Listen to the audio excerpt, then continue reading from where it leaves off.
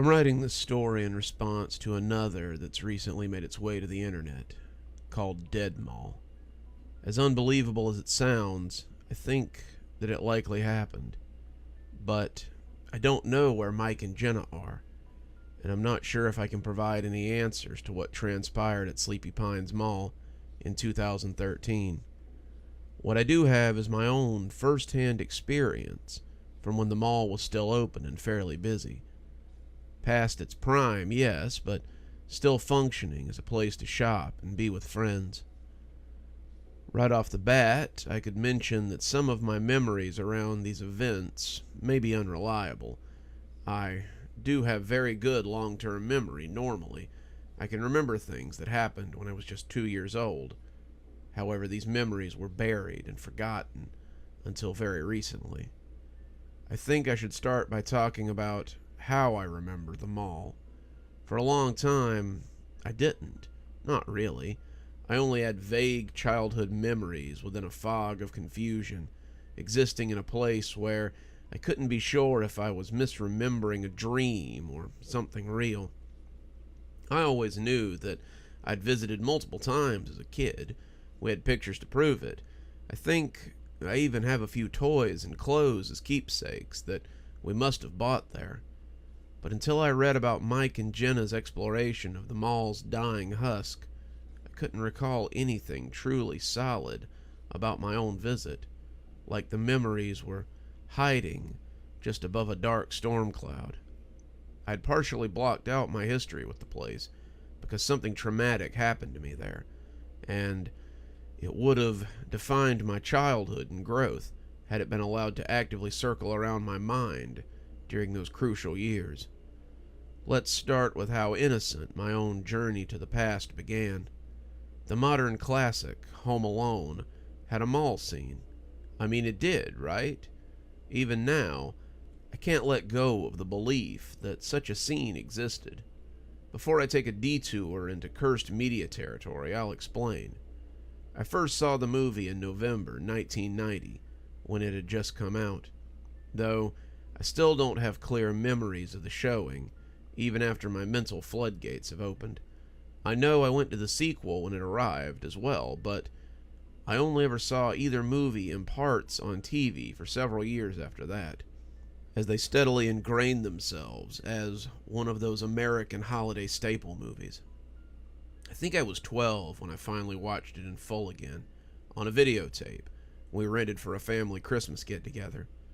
At an age when it's easier to remember and understand your personal history and the world around you, the fuzzy uncertainty of all things that we have when we're younger goes away. So I can clearly recollect asking my parents about the mall scene. "What?" my mom replied, right around the time the bandits start getting tortured by the psychopath kid. "Honey, there's no mall scene." I couldn't accept that. I remembered seeing it when we first all went to the movie together in 1990. It was probably the only part of the movie I could remember pretty well from that viewing in a dark, crowded theater. As the credits rolled, this time in a living room with a roaring fireplace, I was perplexed.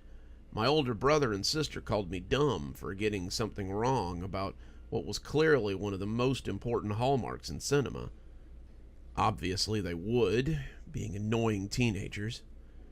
Years later, when the DVDs came out, I eventually rented the movie again and watched the deleted scenes included in the extras, certain I'd vindicate myself. My thumb was on my old flip phone's digits, itching to call my sister, who was in college at this point, just so I could rub it in her face.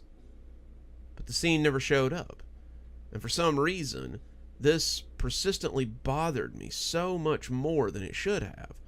I even talked to my parents about it and asked them to think really hard about the day we saw it at Sleepy Pines. Had we seen some rare cut of the film, or was I just losing my mind? The thing is, there was a point in this conversation where they both kind of looked at each other, clearly worried for just a second. Then they assured me that I was probably thinking of another scene, and my young mind back then got it mixed up with another movie, or the experience of seeing it at the mall to begin with had sort of ingrained itself. To be fair, there is a part of the movie where Kevin McAllister, while on his own, goes to a store to act grown up and buy some essentials.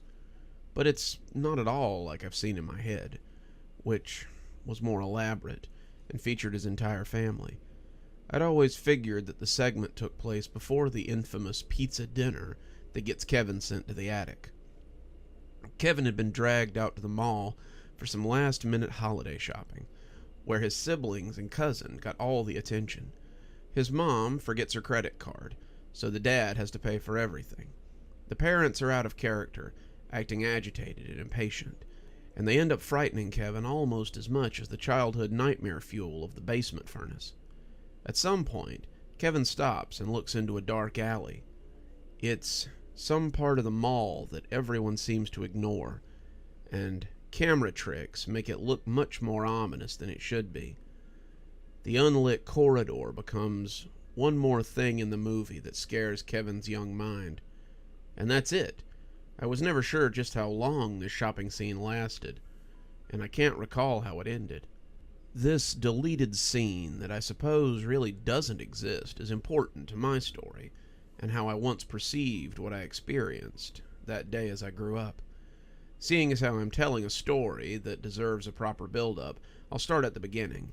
I don't expect everyone to believe that these things really happened, but at least writing all this down may help me finally move on. It was late November, just before Thanksgiving and Black Friday. Not quite as big in the 1990s as it got later on, but the shopping weekend was still an annual event for the businesses, and malls across America were ground zero. My parents couldn't stand those sorts of crowds, so our visits to Sleepy Pines that year happened a couple of days before the turkey was served. I grew up in Ohio, and not the American Northeast, where the mall existed, but many of my grandparents and aunts and uncles lived there, so I was used to taking road trips with my family several times a year.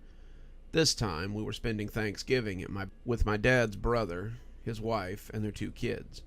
My cousins were both a little older than me and my siblings, the girl being 15 and the boy 17. They were fun to hang out with when I was young, but by then, they were jaded teenagers, too cool to even acknowledge me. Similarly, my siblings were also separated by 2 years. My sister was the oldest at 13, and my clothes were mostly her hand-me-downs. I'd typically show up in our family photos from those years in t-shirts with outdated 80s cartoon characters staring at the camera. She usually just ignored me, or at most called me annoying. Meanwhile, my brothers, 11 and 9, often worked together to plot up new ways to tease or prank me. I was nearly 8, but still the baby. My parents doted on me when they could, but were so busy with the other troublemakers that they had little time to give me guidance or structure in those days, before my siblings started heading off to college.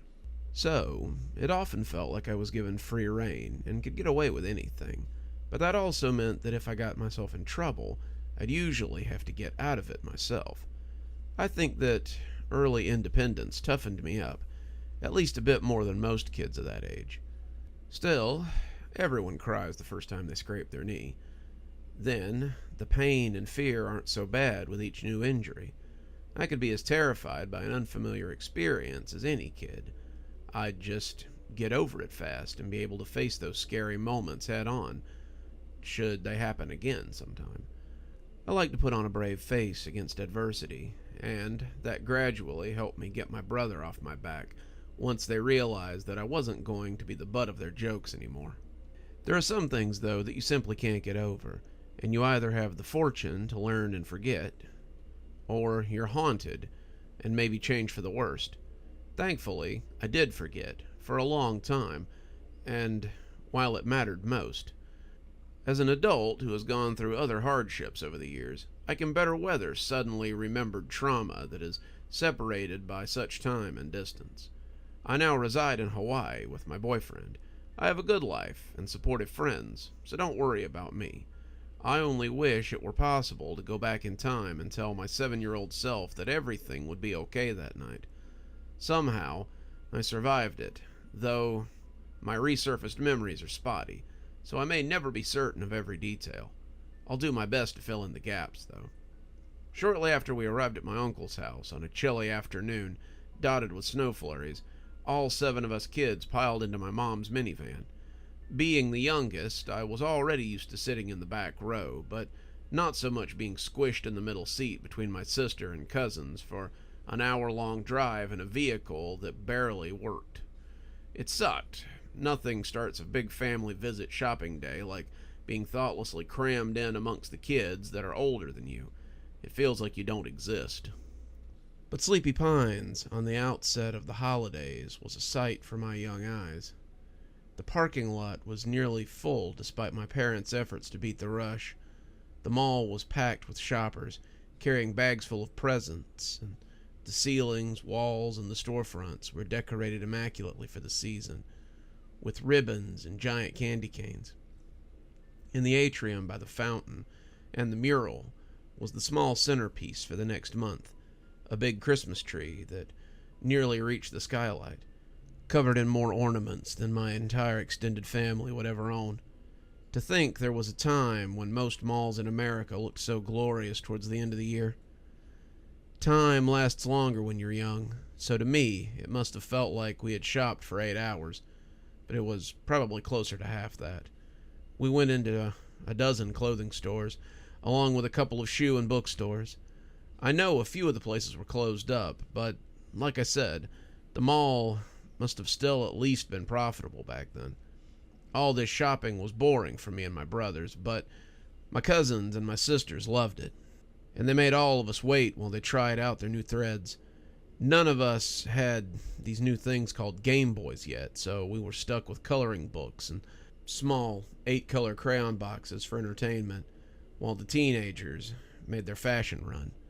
One of the 4 adults finally noticed how bored some of us were, and we got to visit KB Toys for a whole 10 minutes. Being with happy kids our own age and getting to see all the shiny toys we wanted for Christmas recharged me and my brother's spirits, at least until the teens started complaining that we were going to run out of time to check out the rest of the important stores, what with a movie coming up. The parents wanted everyone to stick together all day, too, so it wasn't like we could split up, with one group doing the monotonous clothing stuff and the rest of us getting to spend more time at the toy store or the arcade. When you get that bored from unending tedium as a youngster, your mind starts to wander and you look for anything at all that might stimulate that need for new information. You may start to notice things that you normally wouldn't, like how surprisingly clean a mall might be. Exquisitely so, in fact. No, seriously. Spend enough time on the floor, filling in other people's drawings with colored wax, and you learn to respect the cleanliness of a carpet. That small detail, the lack of stains in the store carpet or the flawless wooden floors, was always one of those random childhood memories of the place that stuck with me. Even the pillars and tiles out in the mall space were perfect, all polished and shiny. It was unusual enough to stand out in my mind, that kind of eye and effort for spotlessness, in what was just another middling consumer marketplace in rural America. You wouldn't expect such detailed workmanship in any building that didn't already have gold leafing on everything. Yet somehow, I only ever saw one custodian during the whole long visit. Yeah, places have cleaning crews that work at night, but this guy somehow struck me as someone who did everything on his own, and liked it that way. Sleepy Pines was the old man's second home, his pride and joy. I just don't know how he would have done it, even if he worked there 24/7. I must have spotted him walking around 4 or 5 times over the course of the day, trying his best to sink into the background in his beige uniform. I repeatedly saw him picking up trash on the floor, and he took on this angry scowl in each instance that made him look scary. As people passed by and ignored him, he seemed like he was cursing the world and the filth they left behind. There was something else I noticed. There were security cameras all over the place. This was the 90s, when they were often less ambiguous and hiding inside ceiling-mounted drones, so they were easily visible despite being mounted high up. It didn't feel like the shoppers paid them any attention or cared. Maybe all those "smile, you're being recorded" signs put them at ease, like this level of security was normal. But like the custodian, I only ever saw a single patrolling security officer. It was as if they considered their CCTV system enough to keep the place safe and ward off shoplifters. I can remember my younger self thinking that the worst stop of the day was Dillard's, one of the mall's two anchors, and a huge department store full of clothes and more. My sister, mom, aunt, and cousins must have tried on half the outfits. Meanwhile, the rest of us just wandered around the store, and at some point I caught my dad and uncle staring off into space as if they were contemplating on the chain of events that had led them to spending at least an hour there. The memory that stuck out the most was our visit to the perfume section, where one of them remembered that his wife wanted some expensive fragrance for Christmas. I've never forgotten how the smell there was so intense that my brother gagged, and that I had a coughing fit that lasted for a while. Oh, and now that I'm writing this out and thinking about the nefarious perfume lady in the Dead Mall story, I can suddenly see her, and her smile, in my mind, along with something else that probably traumatized me. As my dad, uncle, and brothers were all too manly to sample the perfume, I got to be the guinea pig. That large lady must have dipped half a dozen smelly liquids onto my wrist before the big men finally picked one. I'm sure my brothers just loved that. The planned last stop for the day, at least before seeing Home Alone, was back at the atrium by the fountain. Santa's chair was set up, but he wasn't around yet. I'm guessing not until December. So I didn't get to sit on his lap and ask for something basic like my own new clothes. But there was one thing I got to finally do, as a reward for being so patient all day. I got to ride on the holiday train ride. For those too young to remember something that might still exist at some malls, but were once more prolific, there used to be a miniature train that ran on a small looping track through a faux winter wonderland. There was a long line, and our movie was starting soon. I think we already had the tickets, but I could tell that everyone else was anxious about getting in on time and finding good seats. This wasn't helped by the fact that my brothers were too old to go on the ride and got irritated because they had waited on me. Even though the younger of the two could have gone on it, I vividly recall that at the time he always insisted on acting as grown up as his big brother and wouldn't have ridden it out of principle. And knowing how I was back then, I must have felt guilty about it, like I was doing something selfish. There was one thing about that mall that really creeped me out. It did so when I visited the first few times when I was really young. It still does when I think back on it. The mural in the atrium by the fountain, of the settlers and the natives in the dark woods that once covered the area. Most people didn't seem to mind the artwork or pay it much attention, but there was something about the people depicted on those tiles, their flat expressions and their eyes that stared off into nothing. The nighttime trees behind them, which did look like they'd been made by another artist, didn't bother me as much. I've heard and read about others' experiences that mention the subtle brushwork in the background depicting mythical and real forest creatures, just waiting to be found by astute observers. But I never got close enough to search for myself. I did have plenty of time to bask in the figures' gazes while in line for the train, and those eyes were unnerving me by the time I got into the boarding area. To make matters worse, which was the theme of the day, our parents forced my brothers to stand in line with me, even though they weren't riding. It made them even more agitated, and when they got like that, I became an outlet. They weren't always mean back then, and we had a good relationship as adults, but when they were having a bad time, they were experts in making me have a bad time too. Teasing, pranking, mocking my age and height, and general ragging. Anyone with older siblings can relate, I'm sure. Typical stuff, and I wouldn't bother mentioning it if their behavior wasn't important later on. At least, I did get to ride the train, if only for a minute or so. Afterwards, we rejoined the rest of the family, after they had moved their purchases to their cars outside while I was in line. We then rushed into the mall's movie theater, grabbed some snacks, and because we showed up just as the film was starting and it was crowded, we had to settle for seats in the back row. My brothers blamed me for that too, and they conspired with my sister and cousins to get them peeved as well. I would never tattle or whine to Mom and Dad about petty things like that, nor did I fight back much, instead just suffering in silence. I didn't let myself cry either, but it still hurt to get gaslit into thinking that you're to blame for everything.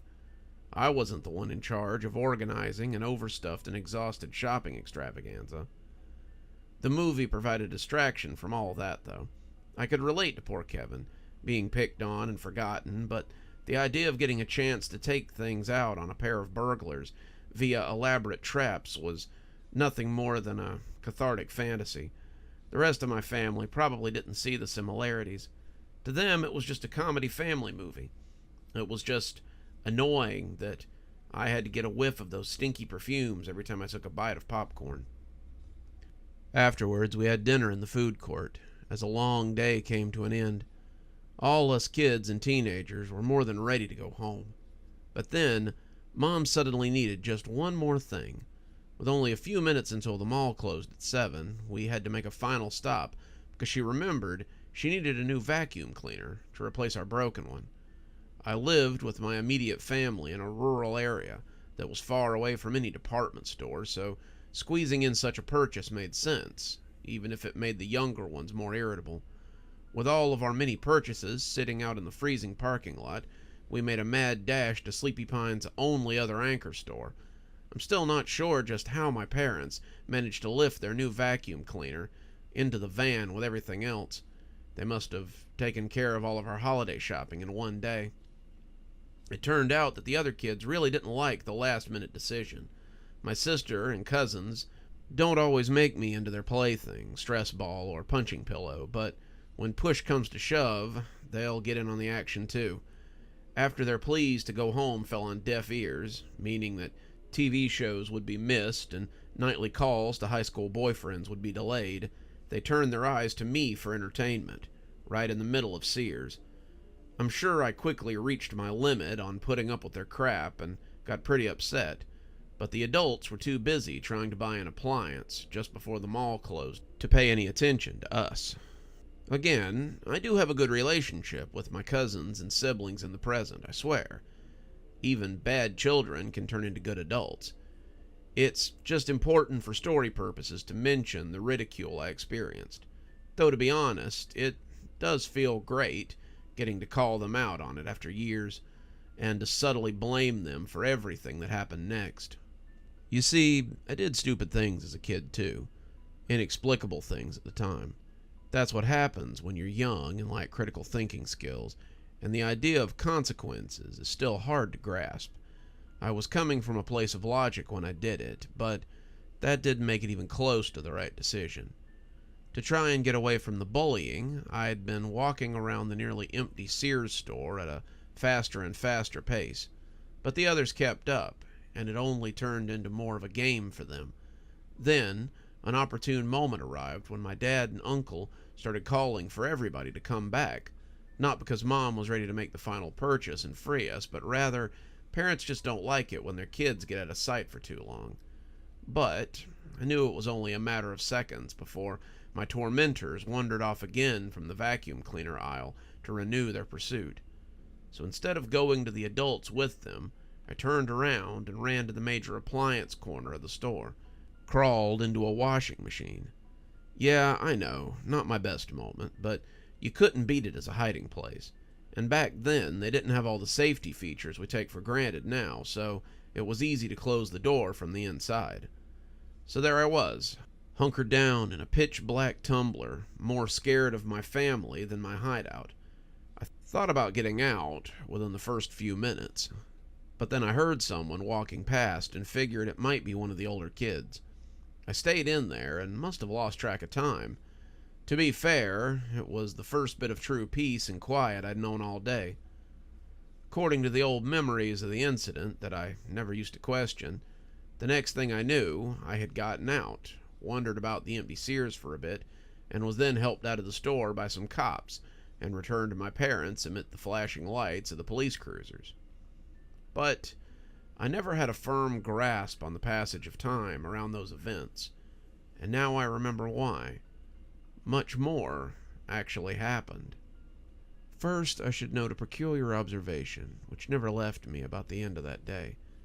During the last 15 minutes or so, before the 7 o'clock closing time, I had noticed the behavior out in the rest of the mall from the Sears entrance. Employees were closing up their shop in a hurry and rushing customers out, not even all that politely.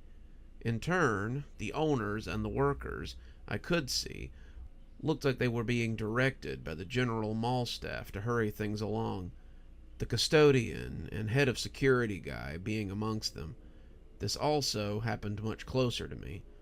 Moments later in the department store, just before my siblings and cousins started being mean, there was a conversation between my parents or aunt and uncle with the employees helping them pick a vacuum cleaner that always stuck out for me, and it went something like this.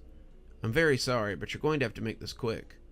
My parents asked, "What's the rush? We know it closes at 7, but this evening we need to be out of the store within just a few minutes after closing." "Has it always been like that?" my uncle and aunt replied.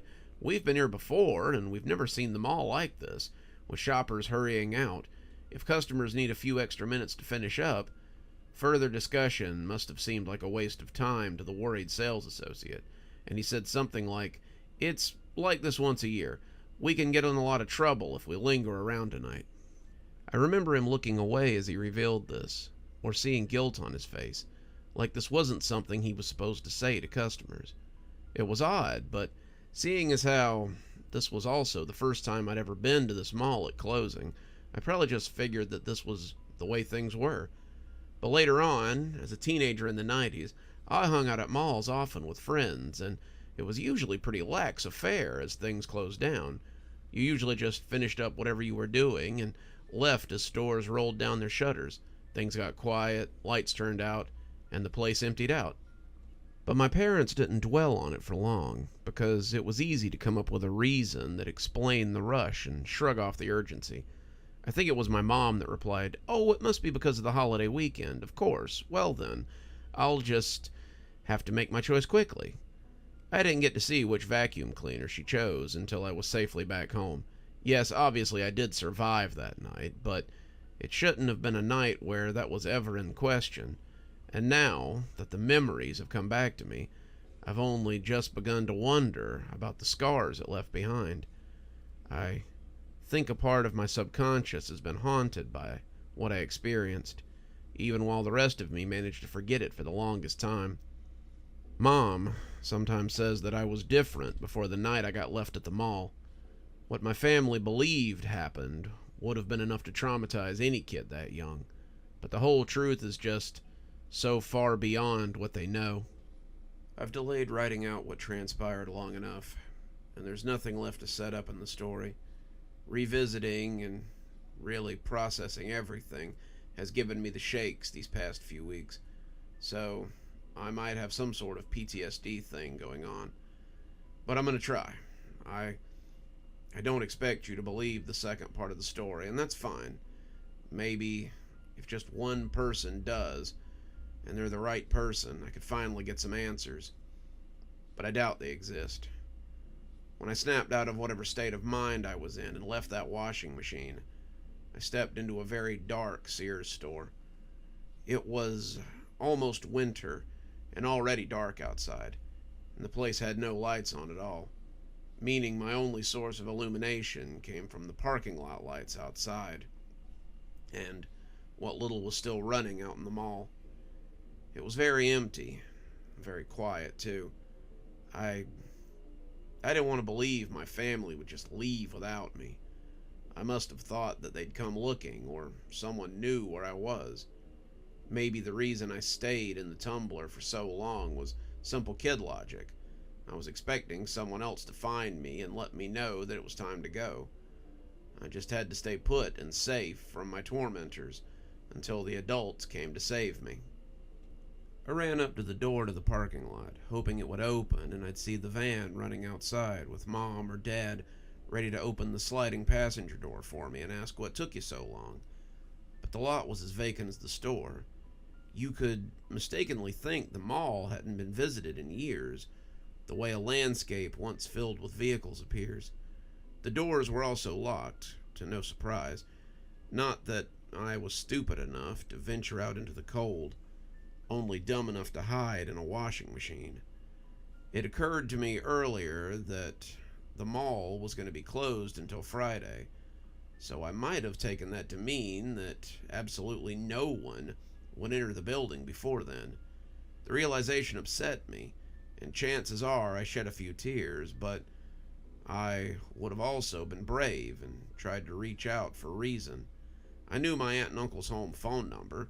All I needed to do was find a phone.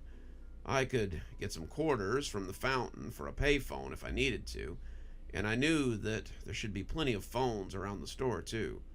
Not that I would have even known what it meant to get an outside line on any of them. But calling out was a moot point anyway.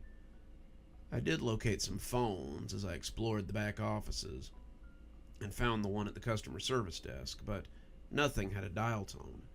Figuring I was doing something wrong or the store shut them off at night, I left the relative safety of Sears to try to make my way to a payphone. Whereas the store felt somewhat safe, despite being a left-behind 7-year-old in the dark, even today the idea of walking around in the empty mall at night freaks me out. I may not fully get the liminal spaces craze, but there is something universally unnerving about exploring some place, typically full of people, that you're never supposed to see after closing. The Sears wasn't blocked off by a rolling shutter that I'd have no hope of getting open, like most of the other stores. All that kept me inside were a pair of latches on the top and bottom of the glass doors. I found a stepladder so I could reach the upper lock, and got out in minutes. Scared and shaking, yes, but rather proud of myself for handling the situation so far. I was ready to find the payphone. Being an hour from the house meant rescue would take time, but just hearing a parent's voice would have been enough for my spirits to rise for a moment. The mall itself was better lit than the Sears, though not by much. It was dark and cloudy, so the skylight was pitch black. But what was coming from the vending machines and any of the storefront signage that had been backlit provided me enough to navigate by. While the darkness was bad enough, it was the silence that really got to me. Most people probably feel that the sprawling indoor shopping plaza playing its crappy muzak at night would only add to the creepiness, but I might have found it rather comforting in comparison. My sneakers squeaked against the tiles. I kept otherwise quiet and on the watch all around me, my eyes peeled on the shadows as if expecting a monster to jump out at any moment. It didn't take long to find a couple of payphones, and they didn't have dial tones either. That must have dampened my outlook. I think I shrunk down against the wall and had another good cry. At some point, I noticed a warm, flickering light down the hall towards the atrium. Was the mall on fire? It would have been frightening to discover at first, like something out of a strange nightmare, but I didn't see any smoke or hear any alarms going off, and there could have been someone down there, some member of the staff who was either fighting the fire or had ignited it. I wiped away my tears and approached cautiously. As I turned the corner, I saw the first of that night's bizarre scenes. Dozens of candles lined the inactive fountain, and there was a thin sheen of some kind of dark liquid on the water that had an acrid odor. The image of the mural now stood out vividly in my mind, the dancing candlelight on the faces of those colonists, and the natives ceding the land to them. There was something old world about it, like a part of the past was lingering in this place. That was when the chanting reached my ears. It was distant, but I could tell it was coming from real people. There was only one way to go, towards the Dillards at the end of the V-shaped mall. I looked around the next corner, and under a large skylight were a number of figures, sitting on the floor, surrounded by 4 load-bearing pillars and countless candles. The people were in silhouette and difficult to see, but they were people. Call me judgmental, but I wasn't naive enough to believe that a group chanting in candlelight near a polluted fountain in a mall at night would offer to help a child who may have already seen too much. Even so, I kept still and stuck to the shadows, watching from a distance for a short while. My young mind must have had no idea what to make of the sight. Was this something adults typically got together and did after work? Were they practicing for some kind of holiday performance? It sounded ridiculous to even consider those things now, of course, but when you're a kid whose worldly experiences are limited, every new discovery can mystify, no matter how mundane. I should mention how well I can remember this part. I've always been able to, but I just couldn't recognize it as something that really happened. I'll explain why later, but I figured I should preface the clarity of how I remember this moment.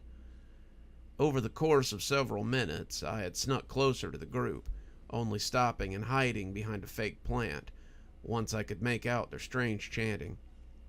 It was in harmony among the 7 people and oddly rhythmic, if not muffled by their masks.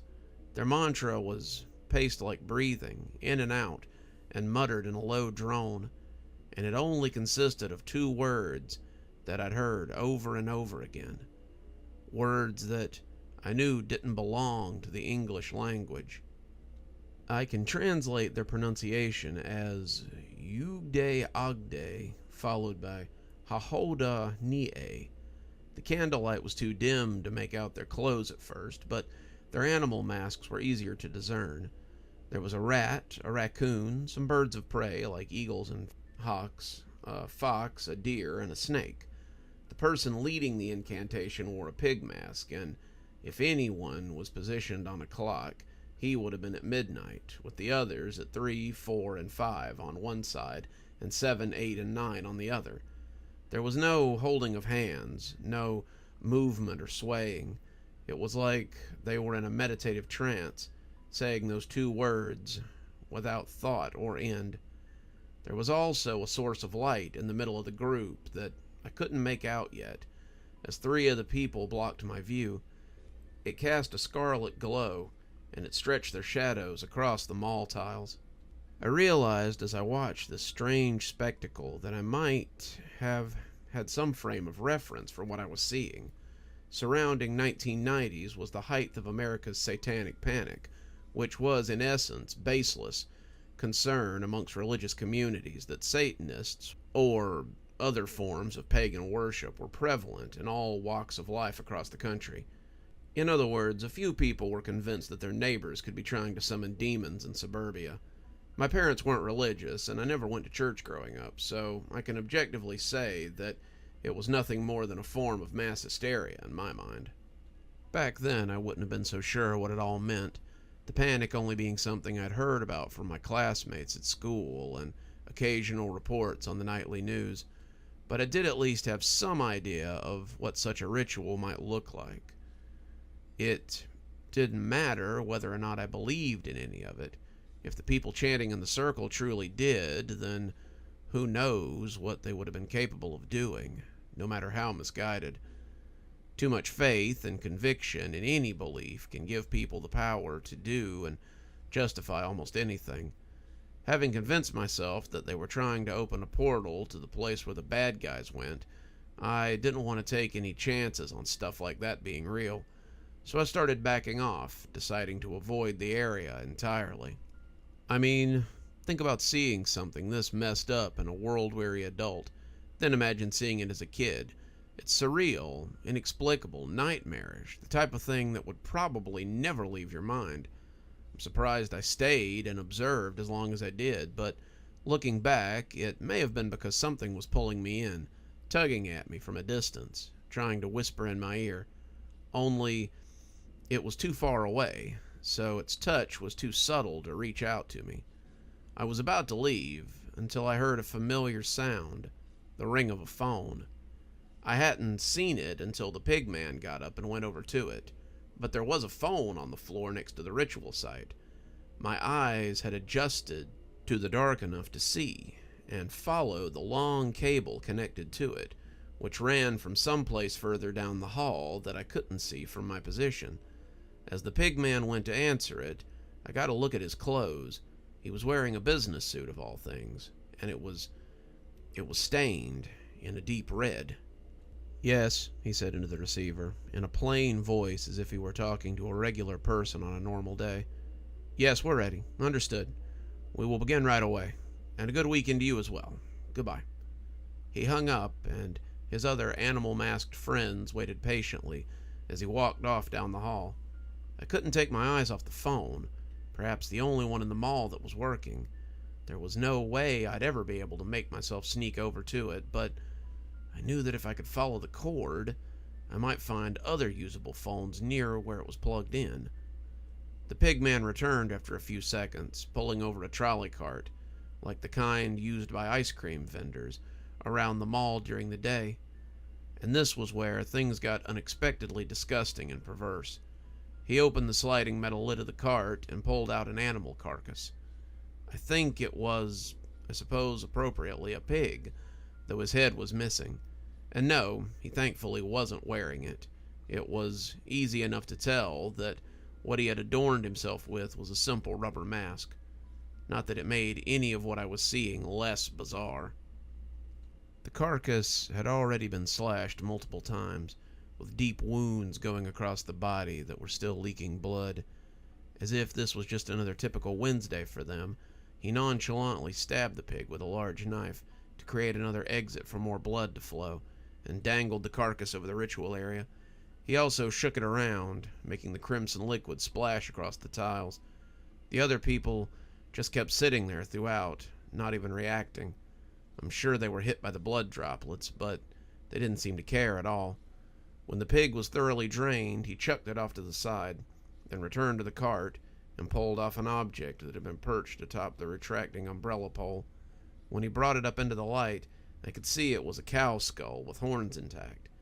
It was bleached, dusty, and cracked. It had been around a while. The pig man returned to his spot and held it over his head. "Fresh blood and old bones bind our circle of life with those who have come before. We ask that you hear us once more. This sacred ancient land we respect. Your bounty. We know our desires to be worldly and petty, small and meaningless in the eyes of the timeless earth around us. We humbly beg your forgiveness for our sins, for forsaking and abusing nature, and for the death and destruction brought by our forefathers. May the old spirit of those who truly tended to and respected this land only know paradise.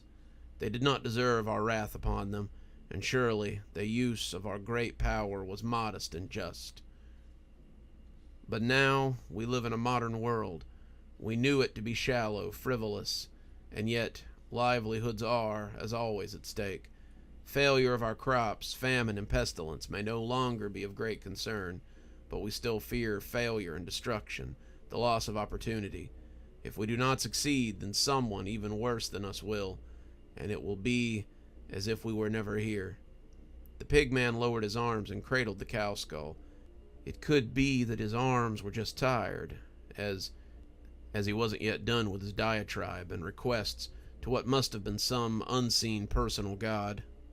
Capitalism has swept across this land and carries with it many sins, but our greed is not in excess.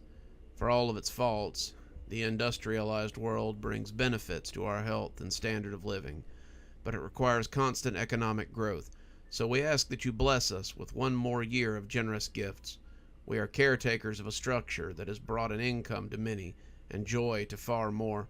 We are proud to remain independent and not under the thumb of corporate tyranny.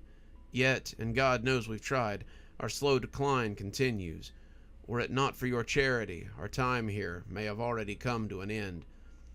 We heartedly ask that you renew and revivify our beloved enterprise again. Allow us to persist, and may our days remain full of purpose for as long as you see fit. We cannot be abandoned or forgotten, and bow to those who would dispose of us for profit.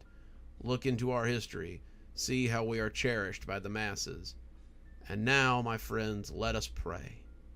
With that, he set the cow skull in the middle of the circle, and the chanting resumed, louder and more forcefully this time. They continued praying and remained still, like they were meditating. I thought that their eyes must be closed, and their mantra was boisterous enough to hide any sounds I might make. It was the right time to get moving, to follow the phone cord and maybe earn a chance to make a call. I know you're probably wondering just how I remembered all this so well. I've actually more than memorized the pigman's words. They've been part of me for decades, lingering, repeating in my dreams and thoughts. While I had until recently forgotten the context of that ritual, what came before and after, the scene has persisted in my mind since I first witnessed it. It's an unnatural memory, one that could have eventually driven me crazy if it didn't get answered. Why did I have so many nightmares about it? Why would I think about the pigman's speech while trying to focus on schoolwork, or during sleepovers with friends, or while busy with every other aspect of growing up?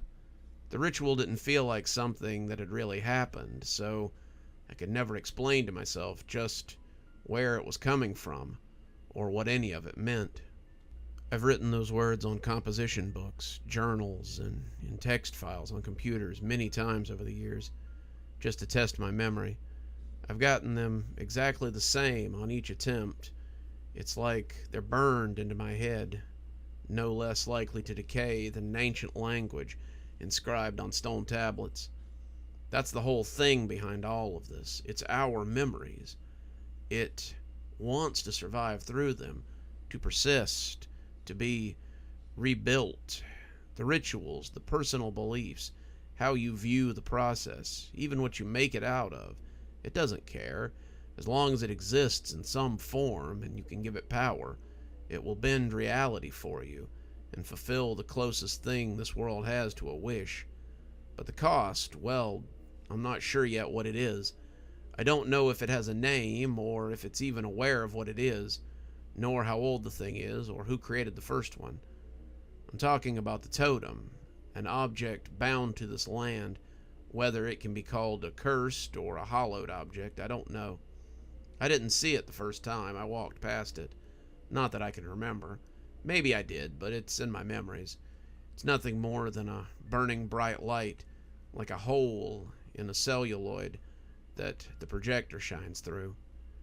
As I snuck around the 7 worshippers, if that's what they wanted to be called, I got my first look at the ritual site. Other than the cow skull and the fresh pig's blood splattered everywhere, I could see that there had been a circle on the ground, also made out of blood, smeared messily across the tile.